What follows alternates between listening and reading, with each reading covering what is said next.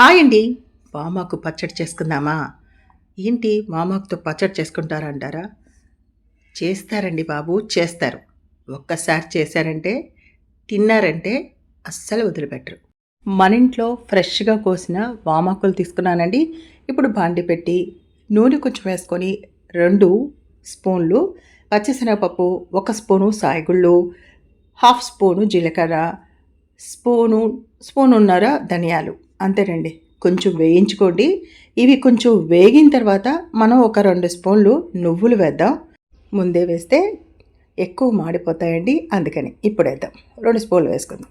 ఇవి కూడా కొంచెం వేగిన తర్వాత మనం ఎండుమిరపకాయలు పచ్చడికి సరిపడినంత వేద్దామండి. ఎవరి కారానికి తగ్గట్టుగా వాళ్ళు వేసుకోండి. నేను ఒక 5, 6 వేసాను. ఇవి వేగిన తర్వాత స్టవ్ కట్టేసుకోవడమేనండి. వీటన్నిటిని ఒక గిన్నెలోకి తీసేసుకొని మరలా కొంచెం నూనె వేసి వామాకులు వేసుకొని వేయించుకుందామండి. ఇది ఎక్కువసేపు వేగక్కర్లేదండి.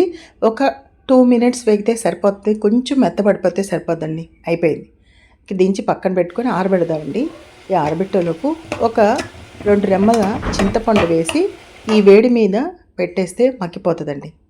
ఇప్పుడు వేయించుకున్న పప్పులు, ఎండుమిరపకాయలు వేసి ఉప్పు తగినంత వేసుకొని వెల్లుల్లి వేసి కోర్స్గా గ్రైండ్ చేసుకోండి, మిక్సీ చేసుకోండి. కొంచెం ఈ విధంగా అయ్యాక ఇప్పుడు వామాకు వేసుకుందాం. వేసుకొని మిక్సీ చేసుకుందాం. వామాకులో చాలా ప్రయోజనాలు ఉన్నాయండి. మీరు ఒక్కసారి వాడితే మీకే అర్థమవుతుంది. ఆరోగ్యానికి ఎంతో మంచిదండి. పచ్చడి అయిపోయిందండి. చాలా టేస్టీగా, చాలా ఎమ్మీగా ఉంటుందండి. వెరెంట్ వైఫ్ ఛానల్ని లైక్ చేసి, షేర్ చేసి, సబ్స్క్రైబ్ చేసుకోండి.